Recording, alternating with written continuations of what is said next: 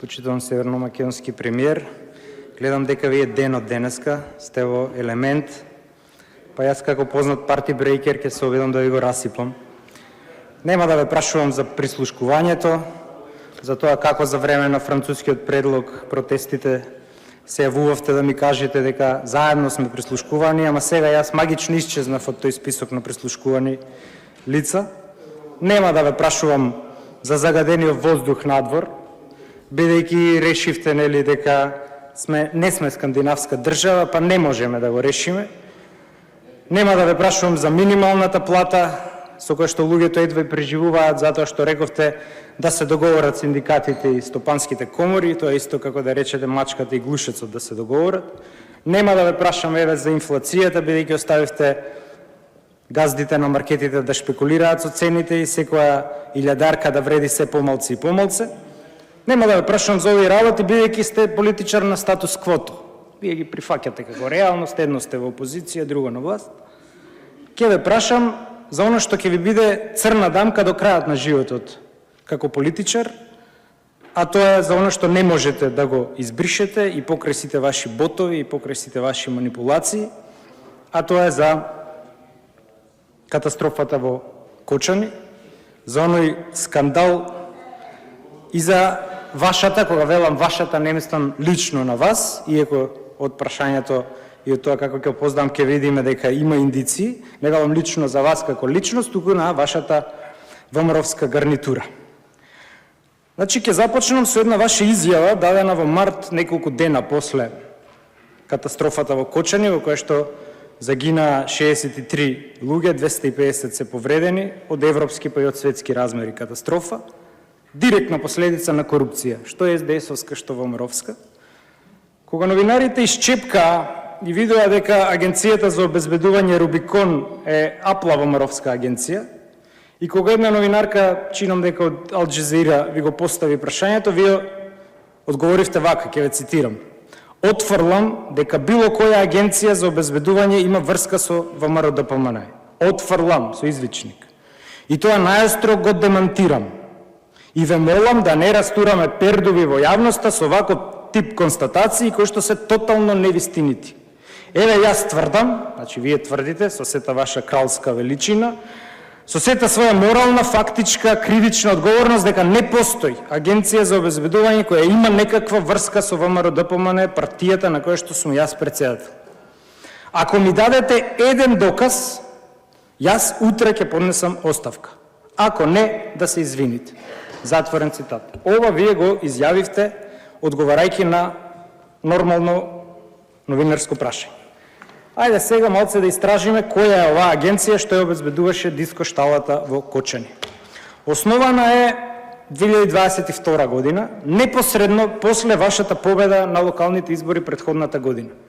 Основана е како ВМРО-идна паравојска, со цел да ја замени СГС на Мијалков, со кој што Боженски се скаравте, и веднаш после локалните избори е направена за да ги добива тие тендери кои што претходно ги добиваше оваа другава. Значи, да биде појасно за јавноста, секоја голема партија си има собствена паравојска со законот за приватно обезбедување, каде што се приватизираше безбедноста и насто да не штити полицијата, нас не штитат овие битанги од паравојските партиски. Оваа агенција има 4 подружници во Скопје, во Кочани, во Струмица и во Кичево. И веднаш после вашата победа минатата 2024 година почнува да и цвета бизнисот. Мрежа на тезги, бизниси, подмаса, надмаса, врзмаса, во Пробиштип, во Штип, во Кочани, во Скопје, во Струмица, рекетот фрчи, провизиите веројатно на сметка, што кај вас, што кај вашите партиски битанги, почнуваат средни школи, дискотеки, основни школи, еве ги, Корчагин 20.000 евра, Марија Кири Скодовска исто, Кочо Рацин 12.000 евра, Димитар Влахов, Средно Георги Димитров по 10 на 12.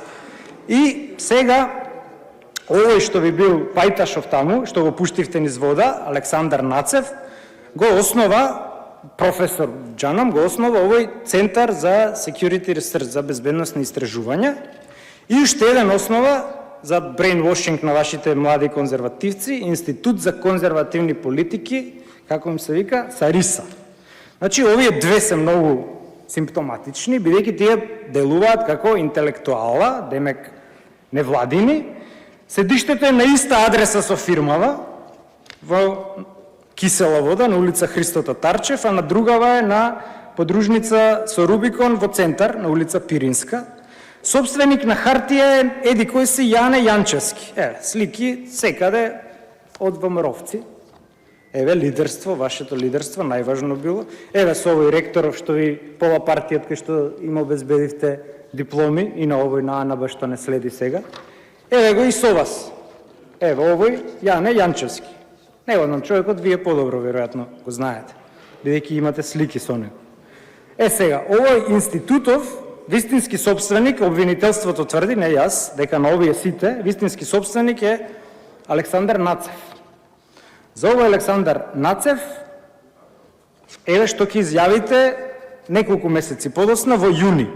Александар Нацев бил дел од владата на ВМРО-ДПМН во периодот 2016-17, обавувал некаква функција во тој период и тоа е последното нешто што го познавам и го поврзувам со Александар Нацев. Вие ова сте го изјавиле во... Ајде да видиме за овој Александар Нацев. Тој е wannabe кандидат ваш за градоначалник на Пробишти, поттаму бил човекот.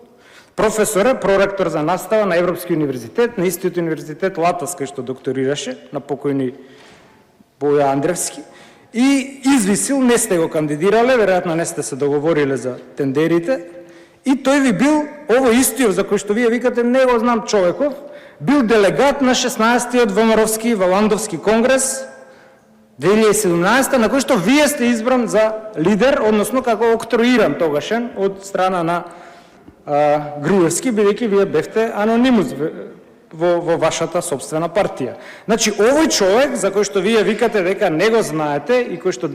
Këtë персон që pretendoni se nuk e ве гласал да бидете сега тоа што сте, лидер на ДПМН. Следно, тој бил директор на Дирекција за класифицирани информации од 2015 до 2017 година и има заработено кривична пријава во 2019 година за злоупотреба на службена положба. Штета на буџет околу 30.000 евра направил и еве го човеков. Си плаќал кафани и хотели за приватни патувања, 2 рачни часовник. Ова е слабост, значи си купил со службена картица часовници, очила за сонце си купил типот. Каков. Очила за сонце, парфем, чевли, капут, панталони и джемпер. Таму се така му текнал и протеински капсули и спортски патики. Да не вежбавте заедно по тоа теретаните таму. И гориво си точел во приватна кола со службена картица. За ова има вашиот кадар заработено кривична пријава. Еве го на сите ваши трибини, со Иванка Додовска, со овој Лазар Јовевски од Јустинијана го прима. Еве го ваму на лидер овој од Будимпешта што ви ги пере парите. Еве ги со вие подзаспани од Заспи ако можеш, овој од кабинетов Момировски и оној Милосављевиќ. Еве го со Бојан Чепратеников, еве го тука на некои протести. Значи ова е така случајно он се шетал низ ВМРО-вски. Еве го тука со Наке Чуле, вашиот министер за култура. Еве го тука со оваа од Тетовско гостиварска рентиерка со 6-7 стана, со подпредседателот, со Кендо, со сите. Еве го со Ковачки, еве го со Ковачки слика, со сите слика. Еве со губернаторката мора тука со американската. Еве го со подпредседателот, ене го со овој Кисел и на крај капак со вас. Како вака испадна работава со вас, овој Александар, кој што ја не го знаете, така не го познавате, сте се видели од телевизија, нешто така. И сега мене прашањево што ми е. Нема да ве прашувам за тендерите, за рекетот, тоа ви е слабост, тоа вие сте специјалец за тоа. Ке ве прашам дали господин Мицковски после вакви докази ке си поднесете оставка од функцијата, бидејќи самиот тоа го кажавте. Покажете ми докази, па јас утре, велите, ке си поднесам оставка. Дали утре ке си поднесете или нема, затоа што ова е класично лажење на јавноста и обид за попречување на правдата. Ја доведувате во заблуда. Да ве подсетам, импичментот во американското уставно право е измислен токму не за криминали, токму за лажење на јавност. Тоа што вие го правите малтене на секоја пресконференција.